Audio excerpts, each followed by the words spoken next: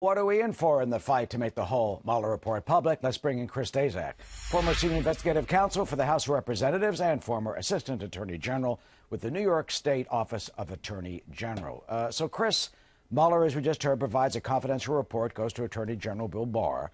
Barr can produce a summary, and you know what's going to happen. Everyone's going to want to read between the lines. They're going to demand to let it all out. They'll be looking at anything's redacted, you know, what's behind there.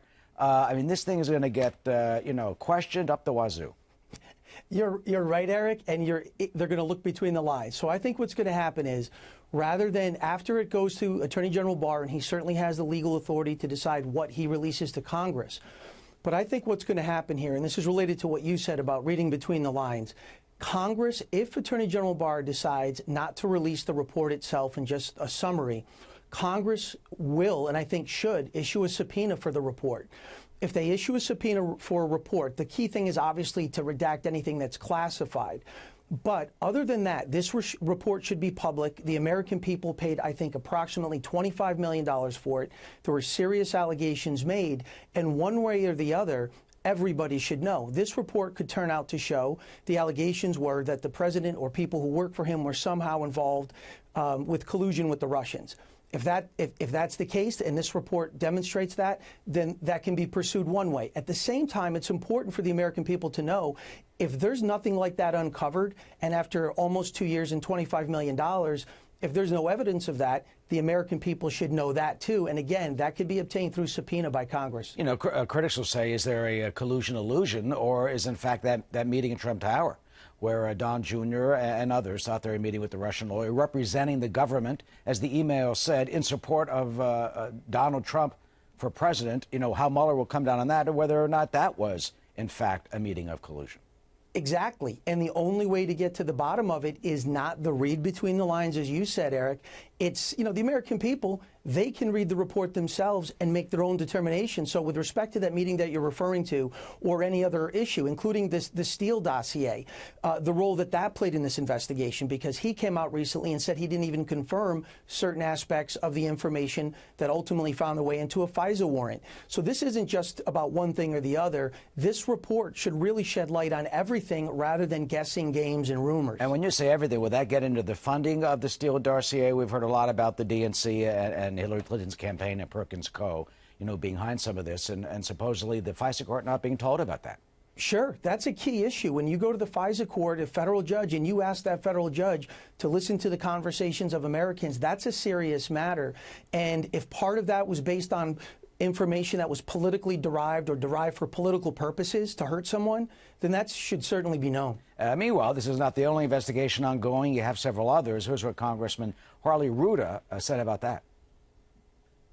The Mueller report is only one of 3 investigations going on right now, and it's focused primarily on what transpired during the campaign. You also have what's going on in the Southern District of New York and the Eastern District of Virginia. So we tend to focus on the Mueller report being released and that's going to answer all questions. It's not. It's one of 3 major investigations going on. Yeah, and some say the Southern District, the federal investigation here in Manhattan, is the most important because they're looking into the Trump organization, businesses, and allegations of Michael Cohen, you know, testifying that the Trump organization inflated assets on insurance forms while deflated for tax purposes, and some speculation that there may have been some hanky-panky in that Deutsche Bank a mortgage in terms of your assets. You served in the Attorney General's office here in New York State.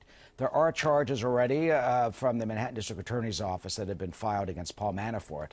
What type of pitfalls are for the president in the future for this? Because you can't pardon out of that one because it's a New York State or local investigation. You're right. And the pitfalls depend on what the substance, if any, is during these investigations. But the pitfalls, if the Southern District of New York uncovers any information about financial misdeeds with respect to whether it's the inaugural committee or any real estate deals, then there are obviously pitfalls. And as you pointed out, Eric, if the Manhattan District Attorney's Office pursues this case against Paul Manafort, there is no pardon. The only one thing that everybody should keep in mind is any information that comes from Michael Cohen has to be independently verified. He's an admitted liar. He's going to prison for lying, and he clearly has animosity toward the president. So it's okay to follow up on his leads, as you have to in a government investigation, as long as that information is verified by either independent documents or independent witnesses. Well, the reports say that Deutsche Bank is cooperating. So wouldn't this all be in the paperwork? Wouldn't there be a paper trail if there was something wrong, or if it is all kosher? Well, there would be, if there is something wrong or if it's kosher. Either way, you would have a paper trail, and presumably, because if they do have Deutsche Bank's records, I've reviewed very sophisticated bank records for investigations that I've handled when I was in the government, and they're extremely detailed. Deposits, withdrawals, transfers. So there would be a paper trail, and it should be easy enough one way or the other to get to the bottom of it. And finally, Chris, okay, your prediction on when we're going to see the Mueller report. I mean, everyone for weeks have been saying it's almost there. Andrew Weissman, others, I mean, they're peeling off. The investigators and the top officials are going back to private practice and law schools to teach. That's got to be a pretty good tip-off that it's really winding down. I'm comfortable, Eric. I'll make a prediction that the report itself will be released, and if I had to guess, I think it's going to be released through Congress via a subpoena. In terms of the timing of the release of it, that I wouldn't guess, because as you know, they've been saying it's going to be released in 2 weeks, just in public, not Mueller's team, but they've been saying it's going to be released next week for at least a month. So there's no telling when it's actually going to be released. And the only guy who knows is Bob Mueller. Yep. And he, I guess, ain't talking. He ain't. Chris stays there. Chris, always good to talk to you. Thank you for your insight.